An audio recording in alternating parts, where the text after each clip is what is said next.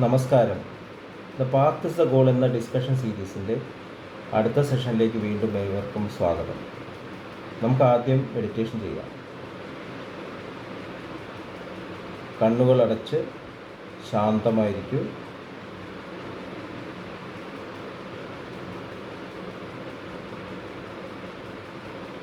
ഭൂമി മാതാവിനോടും സർവചരാചരങ്ങളോടും അന്തരീക്ഷത്തോടും കൃതജ്ഞത രേഖപ്പെടുത്തും.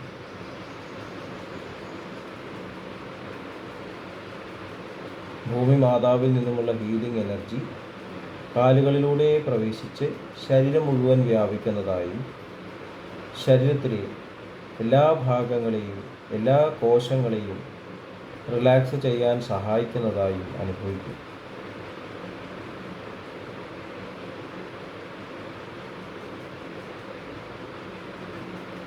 ഇപ്പോൾ ശരീരം പൂർണ്ണമായും റിലാക്സ്ഡ് ആയി. ഈ റിലാക്സേഷൻ ഹൃദയത്തിൽ അനുഭവിക്കുക. ശ്വാസം ദീർഘമായി ഉള്ളിലേക്ക് എടുക്കൂ. ഹൃദയത്തിൽ സ്നേഹം നിറയുന്നതായി അനുഭവിക്കൂ. ശ്വാസം പുറത്തേക്ക് വിടുമ്പോൾ സ്നേഹം പ്രപഞ്ചം മുഴുവൻ വ്യാപിക്കുന്നതായും അനുഭവിക്കൂ.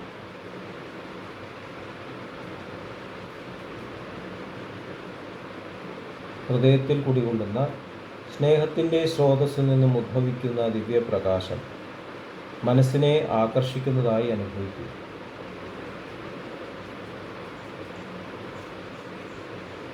ആ ദിവ്യപ്രകാശത്തിൽ ധ്യാനം ആരംഭിക്കും.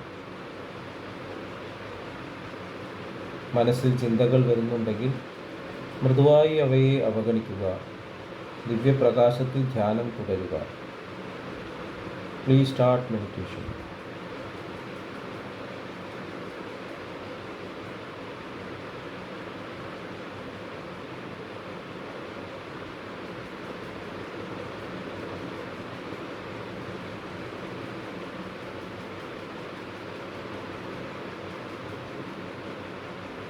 ഓക്കെ, ആ കണ്ടീഷൻ ഹൃദയത്തിൽ നിലനിർത്തി പതുക്കെ കണ്ണുകൾ തുറക്കൂ. എല്ലാവരെയും ഹാർദമായി ഹാർട്ട്ഫുൾനെസ് സഹജമാർഗ് മെഡിറ്റേഷൻ സിസ്റ്റത്തിലേക്ക് സ്വാഗതം ചെയ്യുന്നു. എങ്ങനെ ജോയിൻ ചെയ്യാം എന്നത് ഡിസ്ക്രിപ്ഷൻ ബോക്സിൽ കൊടുത്തിട്ടുണ്ട്.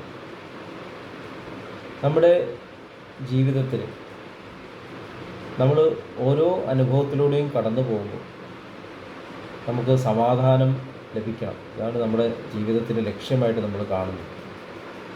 അപ്പോൾ പല ലക്ഷ്യങ്ങളും തേടിയിട്ട് പലരും യാത്ര ചെയ്തുകൊണ്ടിരിക്കുന്നു. എന്താണ് ഉദ്ദേശം? മനസ്സമാധാനം ലഭിക്കുക എന്നതാണ്. എവിടെയാണ് ഈ മനസ്സമാധാനം? നമ്മളിത് വളരെ ഡീറ്റെയിൽ ആയിട്ട് ഡിസ്കസ് ചെയ്തൊരു കാര്യമാണ്. മനസ്സമാധാനം എന്ന് പറഞ്ഞാൽ മനസ്സിൻ്റെ സെറ്റിൽഡായിട്ട് അവസ്ഥയാണ്. ഒരു ആഗ്രഹം പൂർത്തീകരിച്ച് കഴിയുമ്പോൾ മനസ്സ് സെറ്റിൽഡാവും. മനസ്സിൻ്റെ ആ സോഴ്സ് സെറ്റിൽഡാവും. അപ്പോൾ സ്രോതസ്സിലാണ് സമാധാനം. ഇത് തന്നെയാണ് ആഴത്തിലുള്ള സുഷുപ്തിയിലും നമുക്ക് ലഭിക്കുന്നത്. ഒരു പ്രവൃത്തിയും ചെയ്യാതെ സുഷുപ്തി നമ്മൾ അനുഭവിച്ചതിന് ശേഷം സമാധാനം നമ്മൾ അനുഭവിക്കുന്നു. സുഷുപ്തിയുടെ സമയത്ത് അനുഭവം ഒന്നുമില്ല. അപ്പോൾ ഒരു പ്രവൃത്തി ചെയ്യാതെ മനസ്സ് സെറ്റിൽഡ് ആകുമ്പോഴാണ് ശാന്തത എന്നുള്ളത് സുഷുപ്തി നമ്മൾ പഠിക്കുന്നത്. അപ്പോൾ നമ്മളിത് മനസ്സിലാക്കിയിട്ട് ജീവിതത്തിൽ കുറേ ആഗ്രഹങ്ങളുടെ പുറകെ ഓടുന്നതിന് പകരം മനസ്സ് സെറ്റിൽഡ് ആവുന്ന തരത്തിലുള്ള പ്രവൃത്തികൾ ചെയ്യുക എന്നുള്ളതാണ് നമ്മൾ ശ്രദ്ധിക്കേണ്ടത്. ഓരോ നിമിഷവും പൂർണ്ണമായിട്ടും നിർവഹിക്കുക. മഹാത്മാഗാന്ധിജി പറഞ്ഞിട്ടുണ്ട്, 1 step at a time. ഓരോ ചുവടും, എനിക്കൊരു ചുവട് മതി, അടുത്ത ചുവടിനെ പറ്റി എനിക്കറിയില്ല, ഇപ്പോൾ വയ്ക്കുന്ന ചുവട് എനിക്കറിയാം, അത് 100% സത്യസന്ധമായി സിൻസിയറായി സ്നേഹത്തോടെ നിർവഹിക്കുക. വാക്കും ചിന്തയും യോജിപ്പിച്ച് പൂർണ്ണ സ്നേഹത്തോടെ ഹൃദയപൂർവ്വമായിട്ട് ചെയ്യുക, ഹാർട്ട്ഫുള്ളായിട്ട് ചെയ്യുക. അപ്പോൾ അത് കംപ്ലീറ്റായി. ഒരു സ്റ്റെപ്പ് കംപ്ലീറ്റ് ചെയ്യാതെ അടുത്ത സ്റ്റെപ്പിലേക്ക് കിടക്കുമ്പോൾ നമ്മൾ ഡിസ്റ്റർബ്ഡ് ആവും. കാരണം നമ്മൾ ഒരു സോളിഡായിട്ട് ഫൗണ്ടേഷൻ മുകളല്ല നിൽക്കുന്നത്. കഴിഞ്ഞത് ശരിയായില്ല. അപ്പോൾ 1ാം ക്ലാസ് നല്ലോണം പഠിക്കാതെ 2ാം ക്ലാസ് എത്തിയ 1ാം ക്ലാസ് പാഠങ്ങളൊന്നും നമുക്ക് ഓർമ്മയുണ്ടാവില്ല. പിന്നുള്ളത് അതിന് മുകളിലാണ് പഠിക്കുന്നത്. ഞങ്ങൾ MBBS പഠിക്കുമ്പോൾ ഉണ്ടാവാറുണ്ട്. ആദ്യമൊക്കെ പലരും പഠിക്കുന്നില്ല, ഉഴപ്പി നടക്കും. 5-6 മാസം കഴിയുമ്പോൾ പിന്നെ പഠിക്കാൻ പറ്റുന്നില്ല. പിന്നെ ചില പഠിപ്പെല്ലാം നിർത്തിപ്പോയവരുണ്ട്. വളരെ ബുദ്ധിമുട്ടാണ് ഫൗണ്ടേഷൻ സ്ട്രോങ് ആയിട്ട് നമ്മൾ കൊണ്ടുവന്നിരിക്കും. അപ്പോൾ ഓരോ സ്റ്റെപ്പും കംപ്ലീറ്റ് ചെയ്യണം. അതുപോലെ തന്നെ ഓരോ മൊമെൻറ്റും നമ്മൾ കംപ്ലീറ്റ് ചെയ്യണം. ഒരു മൊമെൻറ്റിൽ നമ്മൾ 100% സ്നേഹത്തോടെ സിൻസിയറിറ്റിയോടെ നമ്മൾ പ്രവർത്തിക്കുകയാണെങ്കിൽ ആ നിമിഷം കംപ്ലീറ്റ് ആയി. പിന്നെ തിരിച്ച് നോക്കേണ്ട ആവശ്യമില്ല. നമുക്കൊരു തരത്തിലും ഗിൽറ്റ് ഉണ്ടാവില്ല. അപ്പോൾ ഉള്ളിലാണ് ഈ സമാധാനം എന്ന് മനസ്സിലാക്കിയതിന് ശേഷം നമുക്ക് ഈ തരത്തിലുള്ള ആഗ്രഹങ്ങളുടെ പുറകെയുള്ള ഓട്ടം കുറയ്ക്കാൻ സാധിക്കും. ആഗ്രഹങ്ങൾ കുറയ്ക്കുക എന്ന് പറയും. പക്ഷേ എങ്ങനെ ആഗ്രഹം കുറയ്ക്കുക? ഈ ഒരു തിരിച്ചറിവുണ്ടെങ്കിൽ ആഗ്രഹം കുറയ്ക്കാൻ പറ്റും. വലിയ പ്രവൃത്തികളിലല്ല നമ്മുടെ വിജയം. പ്രവൃത്തിയിൽ നിന്നും മനസ്സിന് സമാധാനം ലഭിക്കുന്നതിനാണ് വിജയം. അപ്പോൾ നമുക്ക് പറ്റുന്ന കാര്യങ്ങൾ ഏറ്റെടുക്കുക. നമ്മൾ ചെയ്യേണ്ട ഉത്തരവാദിത്തങ്ങൾ നിർവഹിക്കുക. വേറെ ആരും ചെയ്യില്ല. എൻ്റെ മകളുടെ കാര്യം അല്ലെങ്കിൽ എൻ്റെ മകൻ്റെ കാര്യം ഞാൻ തന്നെ ചെയ്യണം, വേറെ ആരും ചെയ്യരുത്. അത് കംപ്ലീറ്റായിട്ട് ചെയ്യുക. അതിൽ നമ്മൾ 100% സ്നേഹത്തോടു കൂടി പ്രവർത്തിച്ച് കഴിഞ്ഞാൽ, സ്വാർത്ഥതയില്ലാതെ, നന്മയ്ക്ക് വേണ്ടി. കാരണം ഇവിടെ ഒരു നന്മയുടെ വിത്താണ് നമ്മൾ പാകാൻ പോകുന്നത്. അപ്പോൾ അത് നമ്മൾ ഡെമോൺസ്ട്രേറ്റ് ചെയ്യുമ്പോൾ അവരത് മനസ്സിലാക്കുന്നു, അവരും അത് ട്രാൻസ്മിറ്റ് ചെയ്തുകൊണ്ടിരിക്കും. അപ്പം നിസ്വാർത്ഥമായിട്ട് പൂർണ്ണമായിട്ടുള്ള സമർപ്പണത്തോടെ അർപ്പണബോധത്തോടെ ഒരു പ്രവൃത്തി ചെയ്യുമ്പോൾ ആ നിമിഷം കംപ്ലീറ്റ് ആവുന്നു. നമ്മൾ അതേ സമയം തന്നെ റെസ്റ്റ് ചെയ്യുന്നത് എവിടെയാണ്? ഈശ്വരനിലാണ്. ഇതാണ് യഥാർത്ഥത്തിൽ ഭഗവാൻ ഭഗവത്ഗീതയിൽ പറയുന്നത്. യജ്ഞഭാവത്തിൽ ചെയ്യുമ്പോൾ അവിടെ ബ്രഹ്മമാണ് ഉണ്ടാകുന്നത്, ഈശ്വരനാണ് അവിടെ ഉള്ളത്. ഇതാണ് യജ്ഞഭാവം എന്ന് പറഞ്ഞാൽ. ഒരു തരത്തിലും സ്വാർത്ഥത കടന്നു വരാതെ 100% ഞാൻ എൻ്റെ മൈൻഡ് സോൾ അവിടെ ഉപയോഗിക്കും. ചിന്തകളും വാക്കുകളും ഞാൻ സ്നേഹത്തോടെ നമ്മൾ നിർവഹിക്കും. അങ്ങനെയാണെങ്കിൽ ആ നിമിഷം കംപ്ലീറ്റ് ആയി. ഈ ജീവിതം എന്ന് പറഞ്ഞാൽ നിമിഷങ്ങളുടെ ഒരു കണ്ടിന്യൂറ്റി അല്ലേ.